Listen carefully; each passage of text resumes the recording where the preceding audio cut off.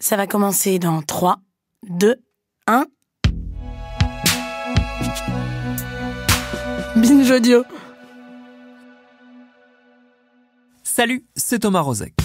À quoi ça tient, le choix d'un film ? Le choix de ce qu'on va aller voir au cinéma ou de ce qu'on va regarder chez nous ?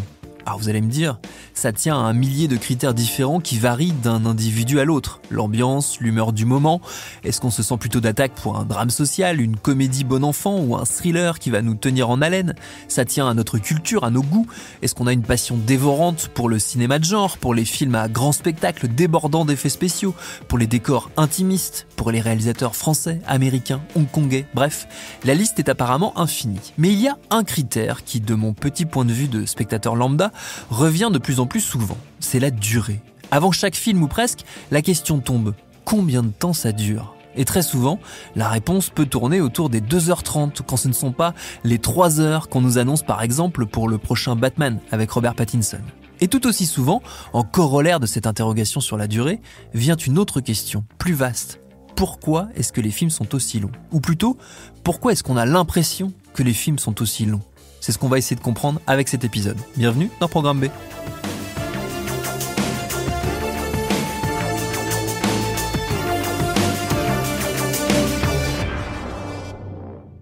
Armé de ces vertigineuses interrogations, je suis allé les soumettre à des cinéphiles, des vrais. Le premier, c'est mon confrère Renan Cros, qui officie notamment sur Canal+, et qui enseigne par ailleurs l'histoire du cinéma, ce qui peut s'avérer utile lorsqu'on se voit sommé de répondre à cette question retorse. Pourquoi les films sont-ils aussi longs ? Est-ce que vraiment les films ont été courts à un moment ? Ça dépend de quel film on parle, parce que si on prend les films de Quentin Dupieux, ils durent toujours 1h15. Et on est très content qu'un film dure 1h15 aujourd'hui.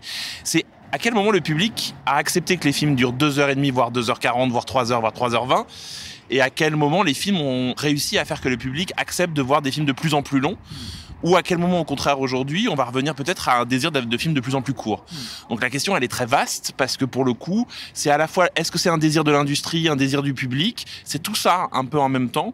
Je pense que la question, elle s'adresse aux blockbusters, en fait. Pourquoi les blockbusters sont-ils aussi longs ? Parce qu'il y a une envie de montrer que ces films sont des films importants, sont des films majeurs. Et ça a toute une histoire du cinéma qui lie ça. C'est-à-dire c'est une façon de transformer les blockbusters en événements de cinéma. Quand James Cameron en fait Titanic, il a en tête un certain type de cinéma hollywoodien américain qui renvoie au début du cinéma en fait. C'est-à-dire que ce qu'on appelle l'opus magnum, c'est-à-dire la grande œuvre. Et en fait, quand James Cameron fait Titanic, il a en tête Autant n'emporte le vent et Autant n'emporte le vent. Lui, il a en tête un film qui renvoie encore avant, qui s'appelle Intolérance ou Naissance d'une nation de David Ward Griffiths. C'est ce qu'on appelle la grande forme du cinéma muet.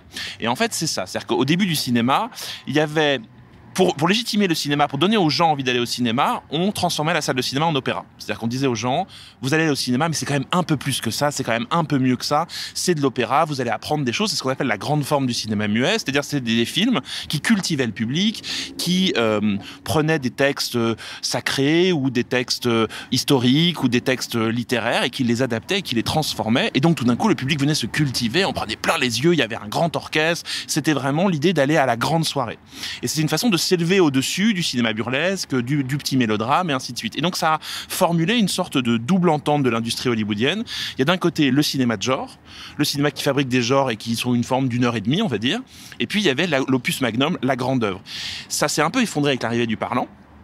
Et puis, il va y avoir des cinéastes tout au long de l'histoire du cinéma américain hollywoodien qui vont reprendre cet héritage-là. Donc, Autant n'emporte le vent, donc Titanic.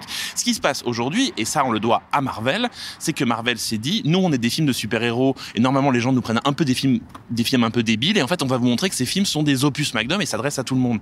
Et en fait, ce qui est intéressant, c'est de voir comment la culture a switché en fait. C'est-à-dire que aujourd'hui, le socle commun, c'est plus comme à l'époque Margaret Mitchell, Autant n'emporte le vent, le livre que tout le monde a lu, mais c'est le comics. Et donc c'est pour ça que c'est des œuvres qui rassemblent tout le monde et des opus magnum. On va voir Spider-Man comme on va voir un opéra aujourd'hui. Et c'est ça qui est assez fort, c'est que Marvel a réussi à transformer son système, son monde, en art classique. Mais est-ce que la répétition ne vient pas un peu démonétiser justement cette notion d'événement ? Le fait que ce soit un événement tellement rapproché dans le temps, est-ce que ça n'en devient pas un non-événement ? Ça veut dire donc que le cinéma serait aux mains des villes capitalistes, mon Dieu. Oui, c'est vrai. C'est-à-dire que, et c'est le problème de Marvel dans tout ce qu'il entreprend, c'est que au fond, cette blockbusterisation du super-héros, cette façon qu'a le cinéma de se comporter en opus magnum, à force de répéter la machine, elle va perdre de son côté événementiel. Et en même temps, il y a autre chose qui est très intéressant, c'est que ces films-là sont des décalques de séries télévisées. Il y a aussi ça, c'est-à-dire que la série télévisée impose un type de rythme et une structure du récit au long cours, le récit fleuve, ce qu'on appelle la saga, le récit fleuve. Et au fond, le public aujourd'hui vient voir des récits fleuves, vient voir des récits où toutes les 40 minutes, il se passe quelque chose qui fait que le récit repart.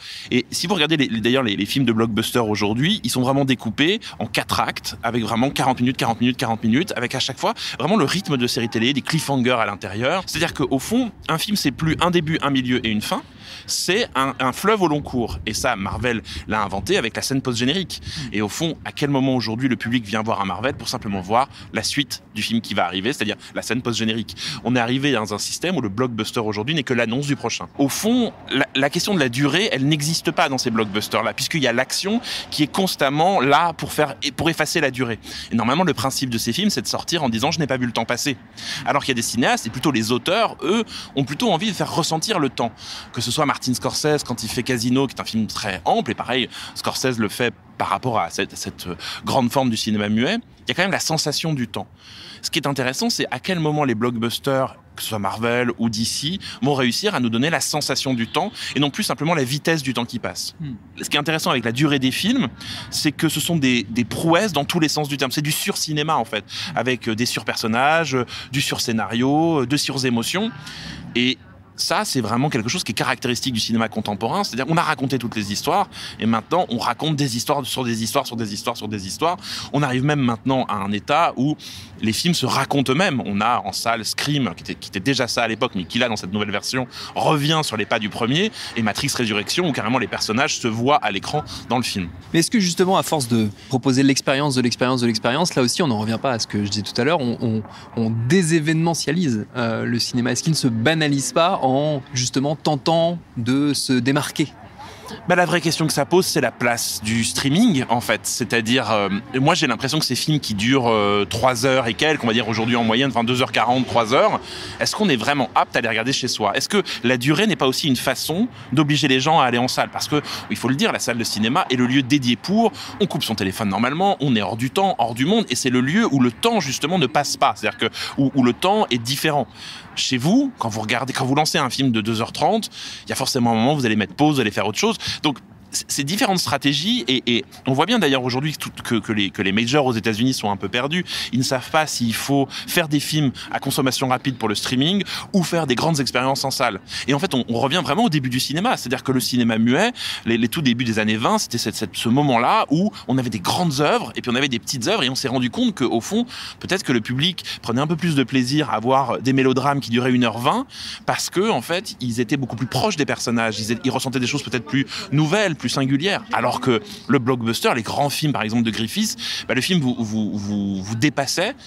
Et puis une fois que c'était dépassé, c'était fini. Enfin, vous voyez, il y a quelque chose dans ce cinéma de super-héros qui est vraiment le socle de ces films qui durent très longtemps, qui fait que les films en appellent toujours un autre et qu'au fond, on ne voit le film que comme une étape du prochain. Et là, il y a quelque chose qui se perd un peu de l'œuvre en fait. C'est une œuvre globale. Au fond, moi, j'ai du mal à me souvenir de la différence entre Avenger Endgame, Avenger Infinity War. Enfin, tous ces films sont un peu les mêmes. Et c'est la disparition du réalisateur, c'est-à-dire où est la place du technicien et de l'auteur. Après, c'est intéressant, c'est un vrai changement du cinéma et le streaming est en train de changer les habitudes du spectateur, mais aussi la façon dont on fait les films pour eux.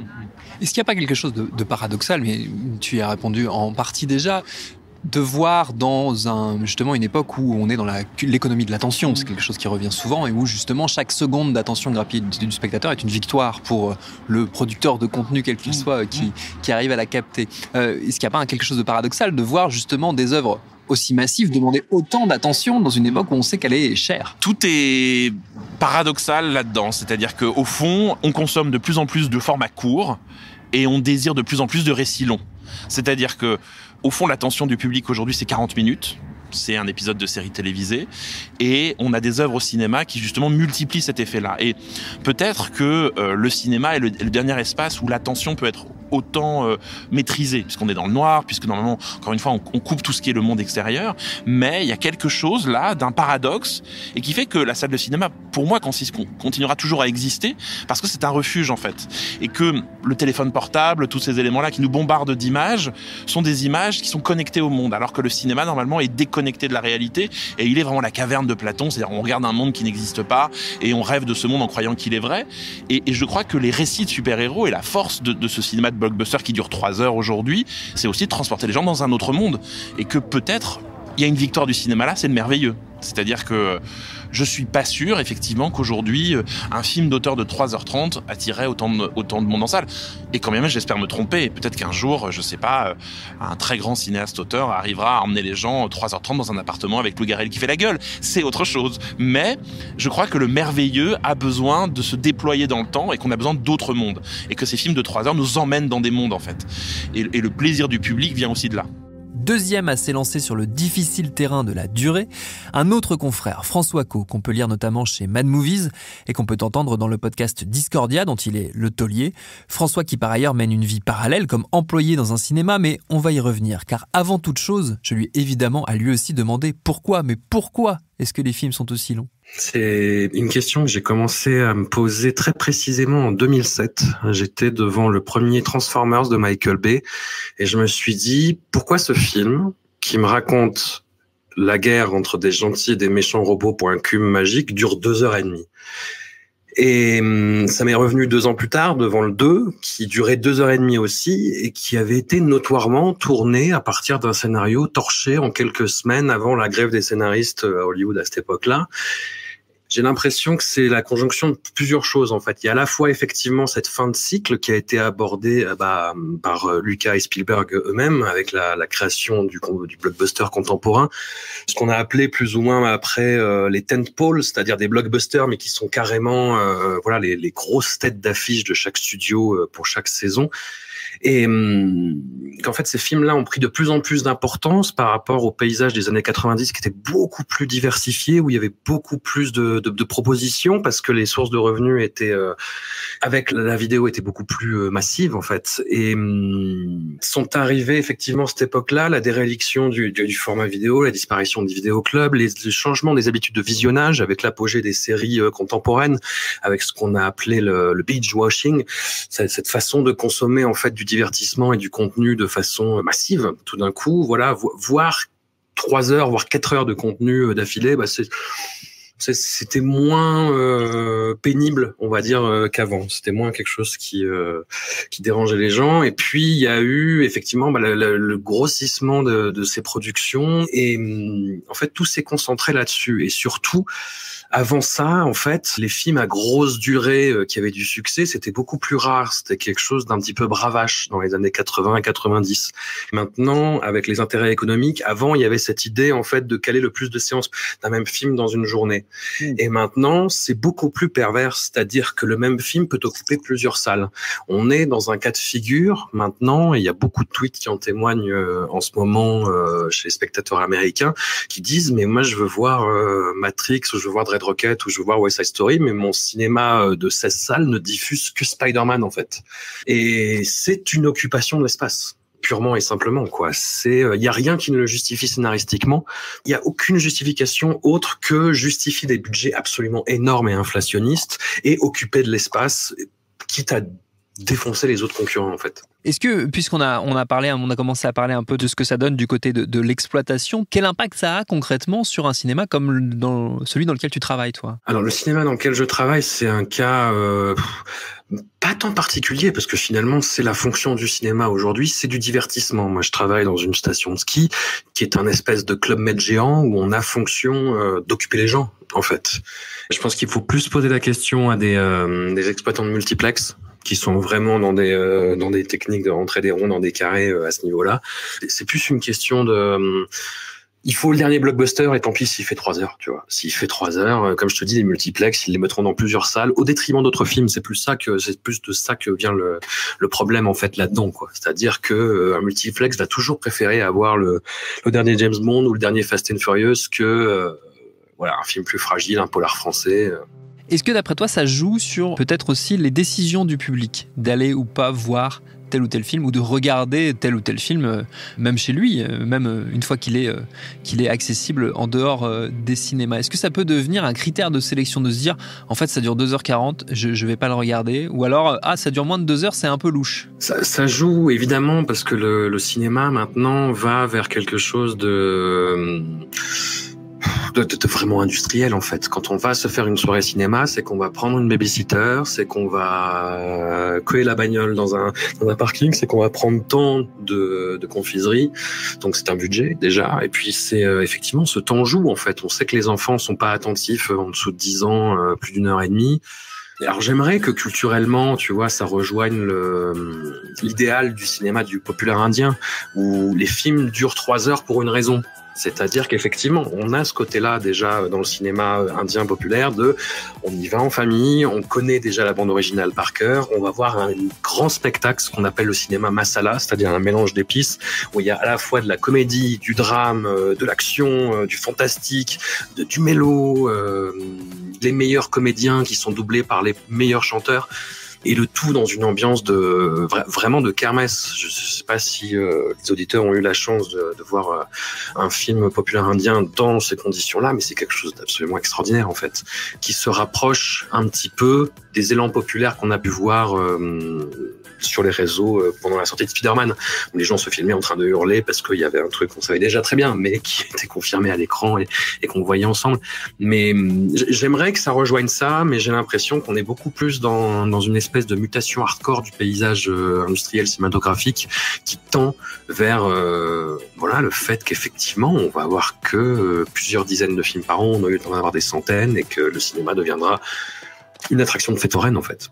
Est-ce que du coup, ça pourrait ouvrir la voie justement à d'autres traditions cinématographiques? Et tu mentionnais notamment le cinéma indien, où là, pour le coup, les durées sont titanesques, et auraient pu, peut-être jusqu'à il y a quelques années, rebuter le spectateur occidental lambda, qui désormais est finalement assez habitué à voir des films de 3 heures. Peut-être pourra-t-il passer le pas et aller voir des films de 4 heures, de cette culture cinématographique qui est monumentale, mais qui est totalement ignorée de notre côté à nous.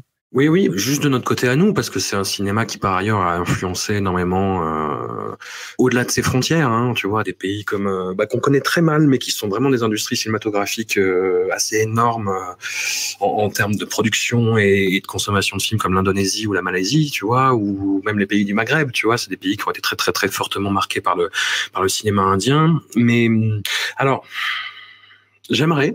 Mais c'est quelque chose que j'espérais justement quand les premiers au-delà des Transformers, c'est surtout quand j'ai vu que les Fast and Furious commençaient à faire 2h30, je me suis dit non mais il y a quelque chose qui est en train de changer, il y a un paradigme qui est en train de shifter, mais j'ai pas l'impression en fait. J'ai pas l'impression. Je rencontre toujours par rapport au cinéma indien toujours les mêmes critères de oui mais ça dure trop longtemps, oui mais ça chante et ça danse, ce qui n'est pas toujours le cas d'ailleurs. Mais ouais, il y a un trop grand fossé culturel en fait entre ces cinématographies-là. Il y a eu une tentative de popularisation de ce cinéma-là au début des années 2000, du cinéma indien, avec des gros blockbusters qui accompagnaient en fait le renouveau de ce cinéma qui crevait un petit peu de se répéter et tourner sur lui-même dans les années 90, avec des films comme Devdas, Lagan, La famille indienne, mais ça a été un épiphénomène qui a pas duré très très longtemps, quoi. Et c'est malheureux. C'est vraiment un travail à mener en fait pour découvrir le cinéma indien en fait. Que ce soit d'ailleurs du cinéma hindi que les autres cinémas indiens, tamoul, telugu, malayalam, kannada, etc. Il faut s'intéresser aux particularités de chaque cinéma. Faut en appréhender les codes, faut en appréhender la grammaire qui n'est pas la même cinématographiquement, qui est parfois un peu motocross, à se prendre en pleine face quand on n'a pas l'habitude. Mais c'est un travail de curiosité à faire en fait, et que n'ont déjà pas les spectateurs français avec le cinéma, son propre cinéma, alors le cinéma indien. Mais ce qui est intéressant aussi, c'est de voir un nouveau marché émergent et qui est devenu le leader en quelques années. Et la crise du Covid a accéléré ça. Je pense c'est le marché chinois en fait, qui est en train de dépasser Hollywood et les cinémas indiens en termes de part de marché mondial. Pour observer beaucoup ce nouveau cinéma-là, il y a une grosse tendance vers le divertissement de masse, vers la blockbusterisation de tout, et le tout en plus avec un discours politique qui est assez flippant. Et un de mes réalisateurs préférés, Choi Ark, maintenant, a signé un des plus gros succès mondiaux l'an dernier en co-réalisation avec 2 autres réalisateurs, et c'est un pur film de propagande. Et The Battle of Lake Chongqing, et qui dure 3 heures en fait. Le marché chinois va à toute vitesse vers ce genre de truc.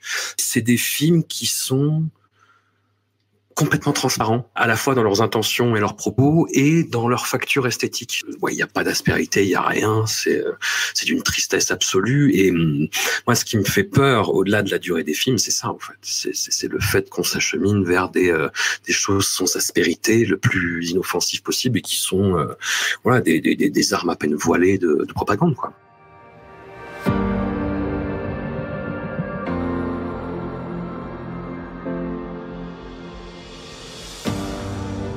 Tiens, un exemple récent de lissage politique chinois. On apprenait fin janvier que sur une plateforme de streaming du pays, le film Fight Club de David Fincher a été modifié. La fin anarchiste a tout bonnement été coupée, remplacée par un carton annonçant que le plan des personnages pour déstabiliser la société avait été déjoué par la police. Bon, ça doit vouloir dire que le film est un peu plus court, au moins de quelques minutes.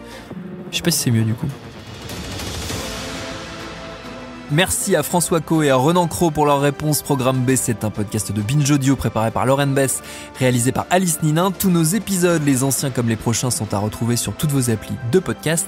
Cherchez-nous sur Internet si vous voulez nous parler, et à très vite pour un nouvel épisode.